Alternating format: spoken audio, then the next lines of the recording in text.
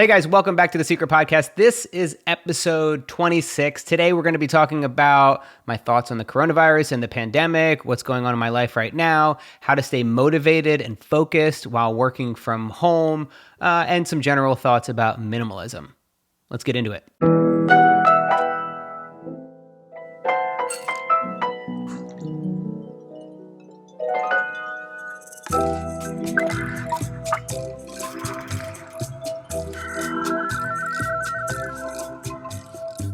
Alrighty, before we start, I got some whiskey here. I'm about to get comfortable up in here, you know. I've got this little decanter that Nat got me a while ago, which has come in handy. I'll give you guys some ASMR here.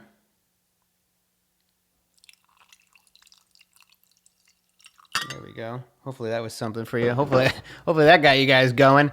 Okay, so if you were wondering, I think it's a Lafroig 12 year. If you guys are into whiskey or scotch, Lafroig is the one that tastes like, it's like tree bark. It's very smoky. Peaty is the word that many people use in the biz. And it tastes delicious. As you guys have seen, I've been making some upgrades and having a lot of fun with the Secret Podcast and with what we do. So we got an animated logo. I got it designed. We have a new intro now. And now whenever I shoot, I fill up the entire room with smoke. There's like a hazer I've got going, which I introduced in the last episode. Just trying to give it that secret society vibes. Even talking about this is making it way less cool. So I think I just like ruined the whole experience, but I'm excited about it. It's fun. I haven't kind of revamped and really invested a lot of time and energy into upgrading the content on Patreon. So I'm excited to continue to do that moving forward. I got the old podcast mic back. I haven't done the ground up show for about 6 months now. And, you know, to be honest, I've missed it. There are reasons why I had to pause it, just the craziness of life and having to, you know, figure out priorities and direction in my life, and I intentionally took a step away from it. Whether I will come back to it is another question. I mean, I started to ramp everything back up, and then starting to think about new ideas and new ways to make it interesting and fun for me. And then this whole thing happened with the pandemic. It feels like it's been a while since I've updated you guys, and I think maybe that's because a year, like a day feels like a year, and my whole awareness of time feels completely backwards at this point. And to give you guys some reference right now, it's April 6th. So I think it's important to say that because, you know, every week we get so much more news. There's so much that changes. And so I am trying to do my best to keep my sanity and also to, stay healthy, do my work, stay productive like everybody else. I've been talking to a lot of other YouTubers and people who are working from home, and this is an adjustment for everybody. There are people, I think, like creatives and YouTubers and people who maybe run their own business who are a little bit less affected by this, freelancers who already worked from home. But I'm finding that there's nobody that this hasn't impacted in some way or another. Everybody is touched by this in some way and affected, and we're all doing our best to work our way through it. I know for the first 2 weeks, it was really a struggle for me. It was probably the most difficult 2 weeks in a while ever since we moved here, and I really faced a lot of anxiety that I talked about on this channel. Faced very similar things during this time, and one was just, you know, locked into the news and the media and just checking news sites probably 15, 20 times a day. That's conservative. And then just feeling the dread, the frustration, overwhelm, anxiety, everything. I realized that this did not make me feel any better. And so then I decided to make the decision to slowly ease myself off of all these news sites and I spent a couple days just not checking at all. And I think it's important, especially at times like this, to have a friend. My friend Jason Zook calls it a news buddy. So him and Caroline, his wife, they will keep each other in touch if there is something important. If it's like, hey, don't go outside today, nobody can go outside. That's really important. And obviously, we're getting similar updates all the time. So it wouldn't be crazy surprising to find out something like that happening. So it's important to make sure we're at least in the know of really big, important events. But we don't need to know every single day, like death toll rising, this, that, because if you are taking the necessary steps, if you're being smart, if you're following the guidance of washing your hands, wearing a mask, using hand sanitizer, social distancing, staying at home, if at all possible, which everybody should be at home a majority of the time, unless you're going out for groceries or essentials. And actually, on that note, I went out for the first time today to a public place. Probably, I think it's been like 3 to 4 weeks. I think we've been locked down. I don't know, dude. I'm telling you, like, time is just fucked right now. I think it's been about like 4 or 5 weeks at this point. And there was even a period of like 2 weeks before then when I wasn't feeling very well and I was just home all day anyway. So yeah, we went to the grocery store and it was a lot more stressful than I thought it was going to be. People weren't really social distancing. It's really hard. We went to Trader Joe's and there's just no line. There's a line outside and then there's just no room. It's so small that you're always like, I didn't touch anybody, but you're always just on, you're just about to bump into somebody. So it could be very frustrating to navigate around it. Some people didn't seem to care about distancing themselves from others. People weren't respecting the lines. And so that was just a little bit frustrating. But we did enough grocery shopping that we should be good for the next 2 to 3 weeks.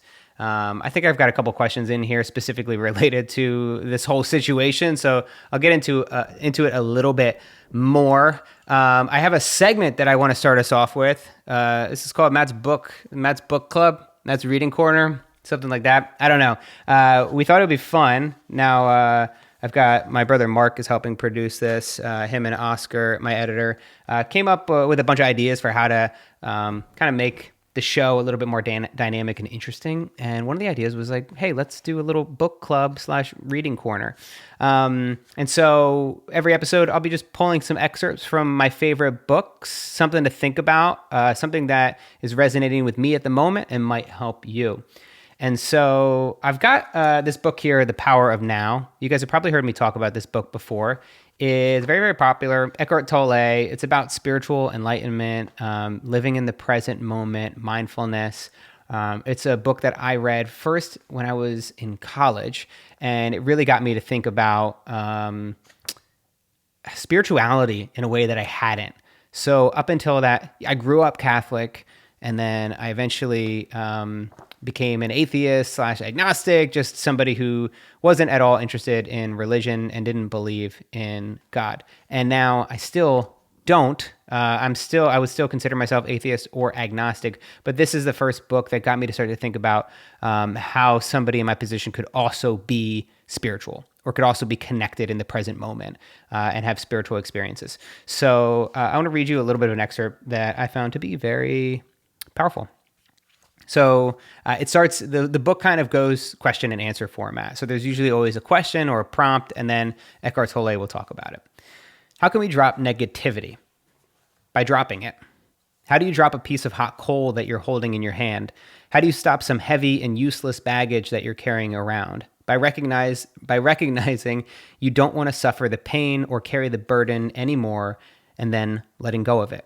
Deep consciousness, such as the pain body or other deep pain, such as the loss of a loved one, usually needs to be transmuted through acceptance combined with the light of your presence, your sustained attention. Many patterns in ordinary unconsciousness, on the other hand, can simply be dropped once you know that you don't want them and don't need them anymore. Once you realize that you have a choice, that you are not just a bundle of conditional reflexes.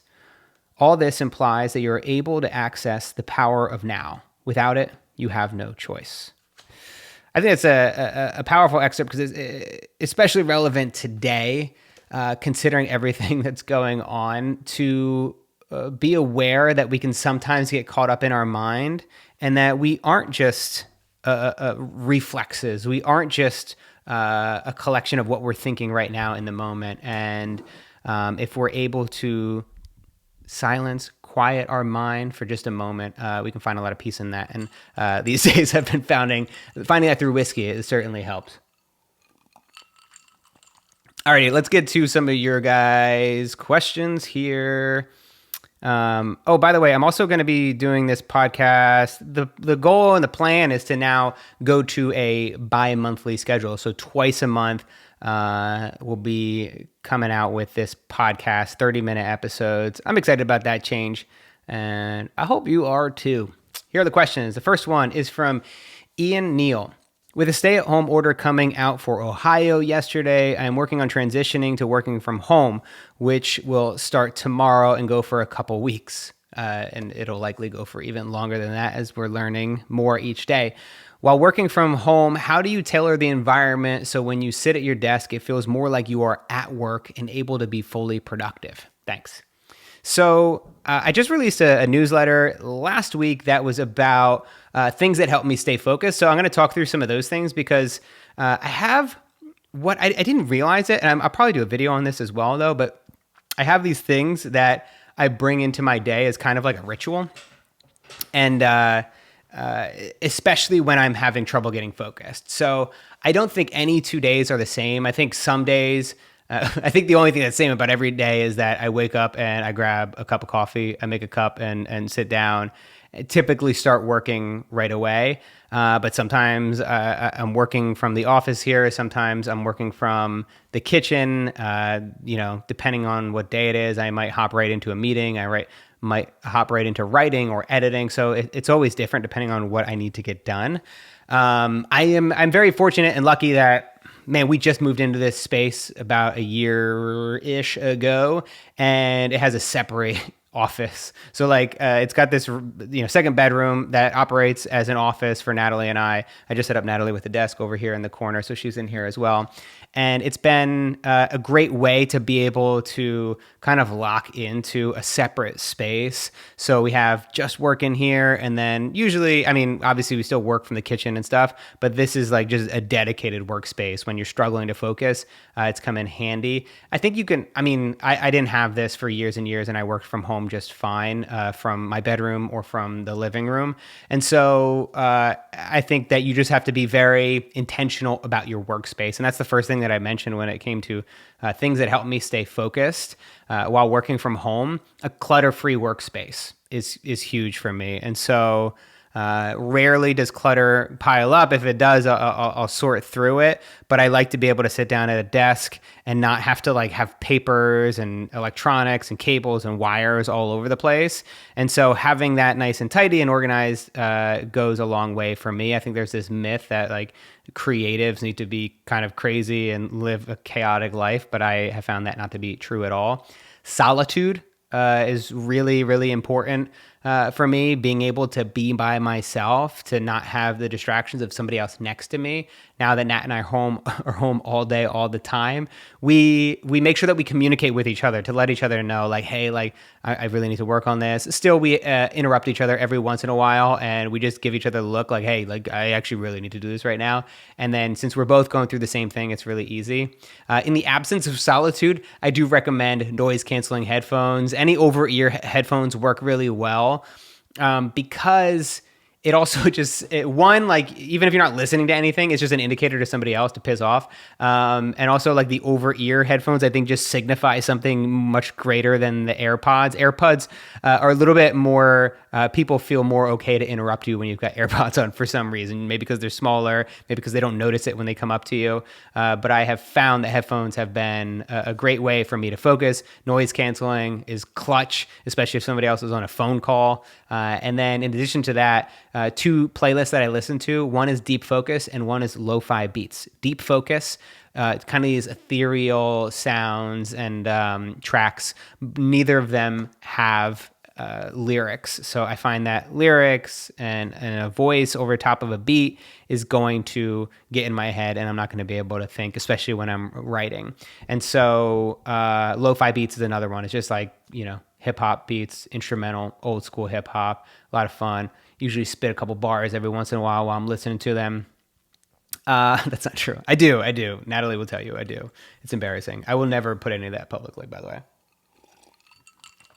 And of course, coffee. Coffee helps me focus. And you know what? These days, it's less about the caffeine, I would like to tell myself, and it's more about the smell, the scent, the repetition. There's something to that ritual that makes me really gear up for work. And so I think that if you don't drink coffee, tea, or an herbal tea, anything like that, definitely can help you to trigger your mind to get into that flow state.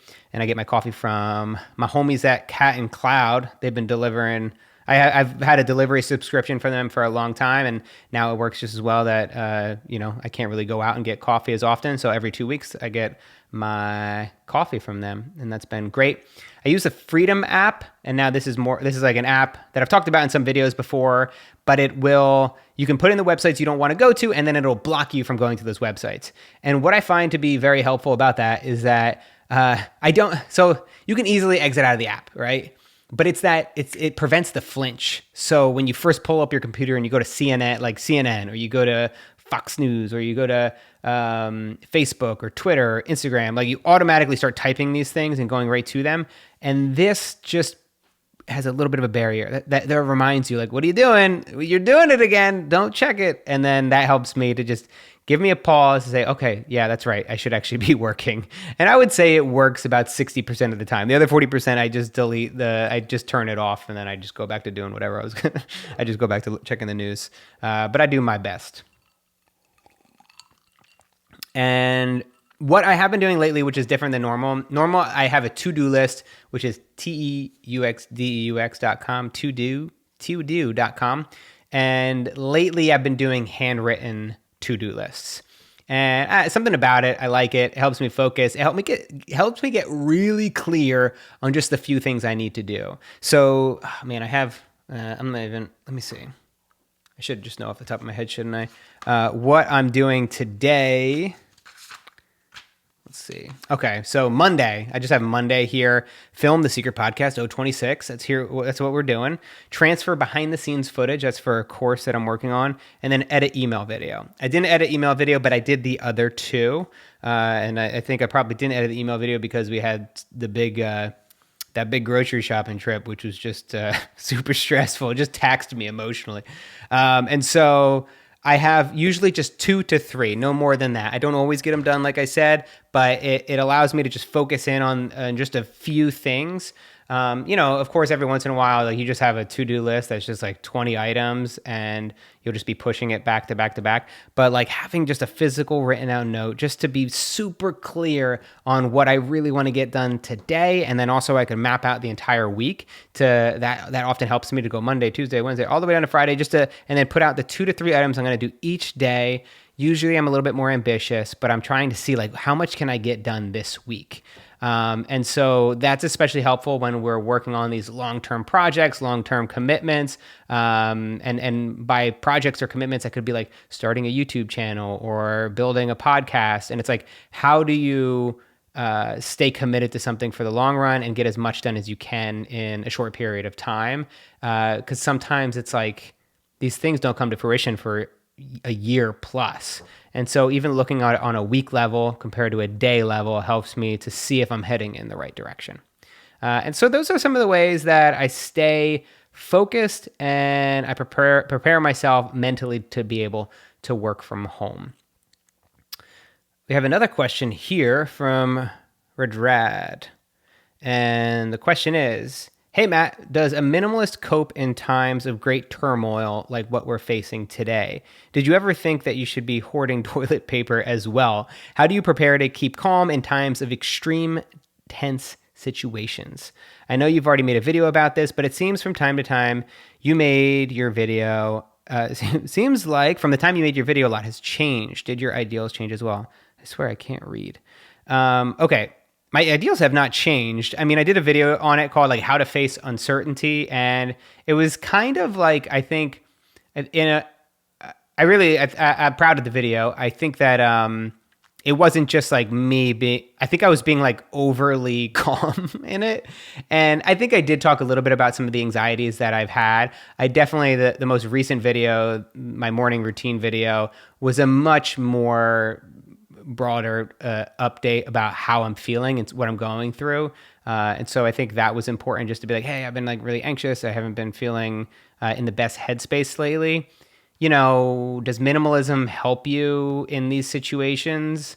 I suppose it has. If I think, okay, if this happened to me pre-minimalism, it may have broken me more. Obviously, I've still been very anxious. I still have gone through a lot emotionally, but when I think about the fact that I've kind of prepared myself for these situations, for deprivation. And I always try to have this mindset that you could lose everything tomorrow. And that makes me really grateful. It gives me perspective. It helps me understand, not always hold this like death grip onto the way things currently are, because things are bound to change. And that's just one thing that I've always seen. Like you can't predict the changes that will happen in the future. And so you could never obviously specifically predict something like this has happened, but what you can guarantee is that everything is going to change all the time. And so I think as a minimalist, maybe it helped me to be better prepared for that, though there are many people who aren't minimalists who are just naturally strong and resilient and like there's so many people now, like obviously with all of, I think the most frustrating part about all of this is the fact that we just don't have, I haven't seen amazing leadership, and I haven't seen people acting quickly and fast enough. And so like, as I was tracking this whole thing, seeing everything happen so slowly, so fast, and then people reacting so slowly, I'm just like, come on, can't you, like, it's just so frustrating. But then amongst all that, you do have the leaders that are standing up and doing an amazing job, and kind of reassuring people, telling people that this is going to be a difficult period, not lying to people, telling them that everything's going to be great, and helping us to move through this. And so minimalist or not, I don't know if that has a huge effect on most people and how they get through this. I do think that like internal strength and if you haven't been avoiding all these difficult questions, and you haven't been just pushing off all these feelings, I think that definitely puts you in a better place than if you had just been ignoring maybe a discontented life. Did you ever think that you should hoard toilet paper? Today, I'm like starting to second guess myself, because we're down to 6 rolls, my friends. I've got 6 rolls of toilet paper, and we went out to 3 different stores today. Could not find a roll. So that's a little bit scary and stressful. So because you start to second guess, you're like, damn, like, I mean, maybe I should have hoarded toilet paper because now I don't have any. Fuck. This is stressful. This is the most stressful. I mean, honestly, everything considering, people are going through a lot worse than not having something to wipe their butt with. And so I'm fine. I'll be fine. I'm not really stressed out about it. I think tomorrow or the next day, I'm going to just go and just call every local store, every dollar store and Target and Whole Foods and Trader Joe's and see, like, you guys got TP? Who's got the TP? I'm going to just buy TP from like somebody on the street. How do you manage to stay calm in these situations? So the ways that we've been staying calm, and I've been staying calm, I don't read the news as much as I used to. That helps out the most. I would say meditation. I haven't been doing it a ton, but meditating here and there definitely helps to calm me and ground me. Reading, trying to find hobbies and things. I mean, the hardest thing now is like, I might make a video on this too, is like everybody's doing a how to work from home. I want to do how to home from work. So how do we still have a home life? How do we still keep our sanity when we could just be working all day nonstop? And so that has been something I've been trying to focus on more and more. So calls with my family and friends, calling my parents as often as I can, trying to make sure that they don't leave the goddamn house just because, like most parents, they're trying to run to the grocery store every other day when they don't need to. I try to control as much as I possibly can and let go of the things that I can't control. That has been helpful to kind of frame it from that mindset, because there is so much that is out of our control. I take a walk around the neighborhood with Natalie once a day. That has been essential to be outside, to get in the fresh air. We'll like just stop and just look at trees. Like there'll be a tree on the corner and it's pretty, and we're like, let's just look at this tree. And I've been exercising from home. So exercise has been vital. I just got some resistance bands. That way I can do my bicep workouts. I was really worried because there's not a whole lot of bicep workouts you can do without some form of resistance. And as you guys know, biceps are, one of the most important things in my life. So that's helped me out a lot. I'm starting to get into a groove. I'm using the 2-day rule. I'm making sure I don't skip 2 days in a row. I did skip today, and that has been helpful. Just that I know tomorrow I'm going to get back on it and I'm going to get back to work. We got a couple more questions here to wrap up this episode. Voxado, how much does gear matter to you personally? Do you think you'd be okay with a mid-range point and shoot camera? Even as a minimalist, I can say gear does matter. It matters a lot. It's how I'm able to get my videos to look the way that they do. I would not be happy with a mid-range point and shoot camera. There are some people that can get away with it. They can get away with it a lot better than me, that their style of content, that it suits them to just have something that's super scrappy, that's vlog style. They don't have to think about it. They can just do it. I think no matter what, when you're thinking about creating high quality content, that can come in the form of like something like this, where it's like super high polished and you're trying to like make it look as beautiful visually as you can, making everything look Netflix, HBO quality. And then there's a different kind of quality where the personality, the person holding the camera, the person that's talking to the camera is the quality. They're just so good on camera, so captivating that they can make up for any lack of quality. That said, if it's so distracting, if the quality is so bad that you just can't get through it because he's like, the person is touching the microphone as they're talking and you're just like, this is annoying, and like not for the purposes of ASMR. You're like, I cannot watch another second of this. That's the difference. So I do think you need to understand what's good enough. Me personally, I just love filmmaking. And if you love filmmaking, you always want to try to make your films better. And that means quality in terms of the visual look. It means the audio, the storytelling, the editing, everything that you can think of that goes into making a really great story and a really great video. That's what I want to try to improve upon. And so that's why I continue to invest in new camera gear and new cameras, as I find I don't get every camera that comes out every year, but I try to get the ones that I think are going to give me the best return on the investment. And so, and then I always, sell my old cameras, and I usually sell them like pretty affordably priced. My intention for reselling my gear is not to make a whole bunch of money. It's just to sell it quickly, and then find a new home for it. And so I always find that if I'm not using my gear, I will go through every 6 months or so and sell or just give away to people on Twitter the equipment that I'm not using and no longer find value in. So I think that's super important. Dermot asks, if you were starting to create content today, what medium and platforms would you use and why? I still think YouTube.